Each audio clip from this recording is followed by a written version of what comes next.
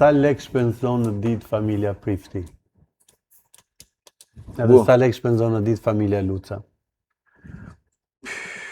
Ku t'i gjonë të mesatarisht të shpenzimin ditor, nuk e t'i të vedem 150-200.000 lek. Të vjetra? Po, të vjetra. Nuk janë shumë? Për një familje me 5 antarë? Është në bashkë nivelit të jetesa e po. Duke përfshirë edhe jashtëqitjen e kalamajve, që po të gjitha. Kostot e jetesës me thonë drejtin arritur në mënyrë disproporcionale, në mënyrë që nuk bën sens. Për hir të abuzimit dhe shumë budalliqe të tjera, se ti nuk mund të gjesh një njëjtin produkt. Për shembull, merja qumshin e fëmijës 48.000 lekë këtu dhe ishte 14 pound në Angli. Nuk ka logjik. Transporti, dogana, të gjitha ti futesh brenda prap.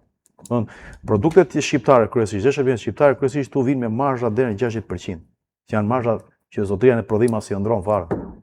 Ne punojmë për 3%. 6% marzh nuk ndrohet. Le çfarë thon këta marketet kanë të marzhe, kanë atë marzh. Mashtrim i madh. Ka shumë familje në Tiranë, familje mundi më dhaja që i rrisin fiktivisht shpenzimet ditore, vetëm për të shfaqur, për të dukur.